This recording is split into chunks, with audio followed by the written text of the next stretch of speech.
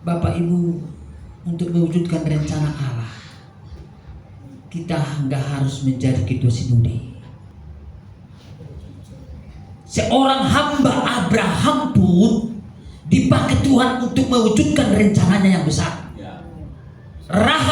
Ruth adalah seorang perempuan Sudan. Ruth bukan orang Israel, dia seorang janda, tapi dipakai Tuhan menjadi garis keturunan daripada Isa Al-Masih, yaitu Kristus Yesus.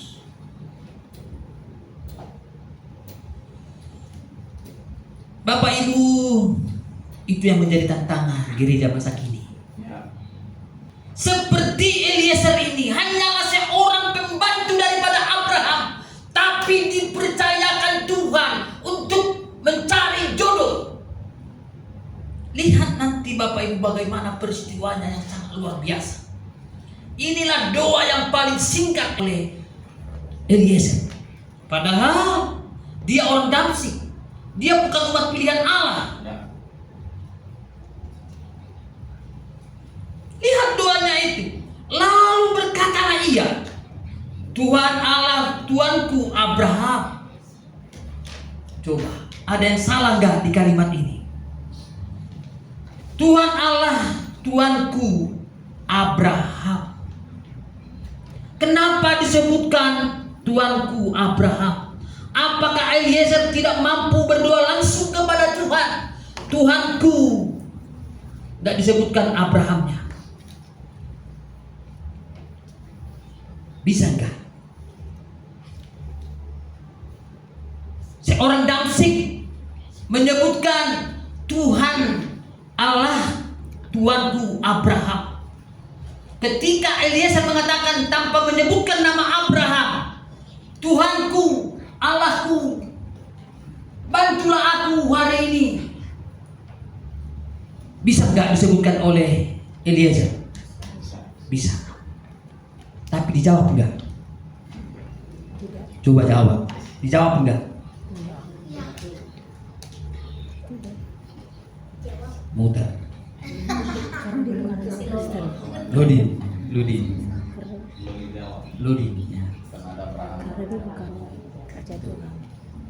Katanya begini. Tuhanku, Allahku, bantulah aku. Lalu Tuhan bilang apa? Siapa lu? Siapa lu? Lu nggak ada hubungan dengan gue. Kata orang masa kini. Kamu tidak ada ikatan janji dengan saya. Kamu bukan umat pilihan Allah. Statusmu siapa? Disitulah luar biasanya Eliezer. Dia sadar, dia tahu siapa dirinya, sehingga dia memakai nama Abraham. Karena dia tahu Abraham itu adalah umat pilihan Allah. Jadi sehingga ketika dia berdoa, status doanya pasti benar. Namanya jelas. Ada satu ungkapan begini. Hai kamu yang di atas sana, tolong saya, jawab saya. Siapa di atas sana? Ada yang memanggil nama Tuhan tapi tidak punya nama Tuhannya siapa? Allah besar, ya besar. Allah pencipta, ya pencipta. Tapi tidak ada nama Allah tersebut. Contohnya begini. Kita sering dong di hotel ya. Mungkin pernah nginap di hotel atau di mall lah, contoh, atau di tempat ramai lah. Lalu ada panggilan dari resepsionis. Contohnya begini biar kita terpaham. Kepada Bapak, tolong datang ke lobi. Ada yang datang enggak? Kepada Bapak, tolong ke lobi. Ada yang menunggu. Bapak siapa? Lalu yang kedua, kepada Bapak si hobi, tolong datang ke lobi. Kira-kira dijawab enggak? Masih ragu. Si Hombing mana? Nggak ada yang datang, nggak ada yang nyahut. Lalu kalau dibilang kepada yang terhormat Bapak Jire Si Hombing, masih ada 2-3 orang mungkin ya, karena mungkin ada namanya Jire Si Hombing. Tapi kalau disebutkan kepada Bapak Jire Si Hombing dari Alamanda Regensi Tambun, Bekasi, wah sudah pasti saya datang. Artinya doa yang pertama disampaikan oleh Eliezer ini punya alamat yang jelas. Allahnya Abraham. Karena Eliezer tahu bahwa Allah itu mengikat janji dengan Abraham. Jadi ketika orang lain berkoar-koar, nggak ada yang jawab. Ketika Eliezer berkoar-koar, nggak ada yang jawab. Allahnya Tuanku Abraham. Sehingga ada yang menengok. Oh, disebutkan nama hambaku Abraham. Kayak gitu. Jadi doa ini jelas. Jadi jangan hanya menyebutkan nama Tuhan tapi tidak jelas. Kita bersyukur sebagai orang Kristen ada nama Tuhan dalam nama Yesus. Ketika kita menyebutkan nama Yesus ada ikatan dengan Tuhan yaitu Yesus. Jadi nggak sembarangan. Seperti yang saya bilang tadi, ketika banyak bapak-bapak di lapangan, bapak, nggak ada yang mungkin nyawa cuma kan nggak ada yang datang. Tapi kalau dibilang Bapak Jire Si Hombing, saya lari itu. Apalagi ada berkat katanya, tolong diambil duit, wah, ada namanya Jire Si Hombing, ngambil duit, dia cepat lari. Nah seperti itu. Jadi lihat, Eliezer ini tahu cara menyampaikan doa yang benar. Itu yang pertama. Yang kedua, lihat selanjutnya, ya, saya nggak lama-lama. Tuhan Allah Tuanku Abraham, buatlah kiranya aku berhasil hari ini. Tunjukkanlah kasih setiamu kepada Tuanku Abraham. Lihat doa ini. Kenapa disebutkan Abraham? Karena Allah mengikat janji kepada Abraham. Di dalam kitab Kejadian 12 ayat 2, aku akan membuat engkau menjadi bangsa yang besar. Lihat, Eliezer tahu ini, sehingga dia mengembalikan janji itu. Seakan-akan dia menagih janji itu kepada Allahnya Abraham. Buatlah perjalananku ini berhasil. Ya. Terus tunjukkanlah kasih setiamu kepada Tuanku Abraham. Lihat Bapak Ibu, setiap doa yang kita naikkan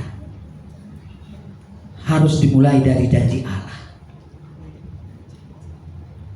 Setiap doa yang kita naikkan harus dimulai dengan janji Allah. Karena Allah sudah berjanji kepada Abraham, dia akan menjadi bangsa yang besar. Maka ketika ada janji itu, maka Allah meresponi doa daripada Eliezer. Kenapa doa kita nggak pernah terjawab selama ini? Yang kita sudah doakan bertahun-tahun, akan mungkin berpuluh-puluh. Jangan salahkan Tuhan. Bukan Tuhan yang tidak mendengar, tapi tidak ada ikatan janji dengan kita. Ada ikatan perjanjian dengan Allah. Apa ikatan perjanjian kita dengan Allah? Ada yang tahu? Ada yang tahu? Banyak orang yang tidak mengenal Tuhan kaya. Banyak orang yang tidak mengenal Tuhan sehat. Jadi sekarang apa ikatan perjanjian kita dengan Tuhan? Hanya satu menurut saya. Ini bukan umum ya, saya pribadi. Dari saya coba-coba cari. Dikasih Tuhan janji ini kepada kita setiap orang percaya. Apa janji tersebut? Yohanes 3:16. Karena begitu besar kasih Allah akan dunia ini, sehingga ia mengaruniakan anaknya yang tunggal, supaya setiap orang yang percaya kepadanya tidak binasa, melainkan beroleh hidup yang kekal. supaya setiap orang yang percaya, lihat, setiap orang yang percaya ada ikatan. Yang percaya kepada Kristus, yang lahir baru, yang sudah menerima Yesus sebagai juru selamat pribadinya, ada ikatan perjanjian dengan Yesus, yaitu tidak binasa, melainkan beroleh hidup yang kekal. Jadi kalau kita belum percaya, jangan harap doamu dijawab oleh Tuhan. Ya, jangan harap. Sampai berbusa pun mulut kita. Ketika kita tidak ada ikatan perjanjian dengan Allah, maka Allah tidak akan mendengarkan dan tidak akan menjawab. Bukan berarti Tuhan itu tidak hadir. Diberikan anugerah itu kepada semua orang yang mau meresponi. Karena manusia punya kehendak bebas untuk memilih. Mau memilih neraka silakan, mau memilih tidak percaya silakan. Itulah ikatan yang paling mendasar bagi iman Kristen. Harta. Terlalu besar Tuhan turun ke bumi ini untuk hanya menyelamatkan hartamu. Terlalu besar Tuhan menjadi mati di kayu salib untuk hanya membuat kau menjadi kaya, membuat kau menjadi sehat. Orang sakit pun Tuhan kasihi. Bahkan Paulus sendiri pun tidak disembuhkan Tuhan. Jadi ketika ada ikatan perjanjian dengan kita, Bapak Ibu, supaya setiap orang percaya kepadanya tidak binasa. Itu tujuan mendasar kita. Maka doa-doa kita itu selalu didasarkan kepada janji Allah. Orang yang sudah percaya kepada Kristus, orang yang sudah lahir baru, ingat, orang yang sudah lahir baru tidak akan pernah serakah. Kalau dia sudah katanya lahir baru tapi masih serakah dan pelit, tanya dulu dia. Apakah pertobatan hanya di sini? Ya. Nggak sampai ketembus ke sini. Ya. Itu pasti. Nggak jaminan Bapak Ibu gembala itu masuk surga. Enggak. Ya. Nggak jaminan. Setiap orang yang percaya kepada Kristus sudah pasti dia murah hati. Ya. Peduli dengan lingkungannya. Ya. Dilihat situasi lingkungannya. Dia menempatkan dirinya dengan anak buahnya. Dia menempatkan dirinya dengan jemaatnya. Dia lihat situasi keadaan sekitarnya. Itu orang yang sudah lahir baru. Amin. Tapi kalau dia tidak peduli dengan sekitarnya, nah terus Tuhan yang mana masuk ke dalam hatimu? Ya. Mamon.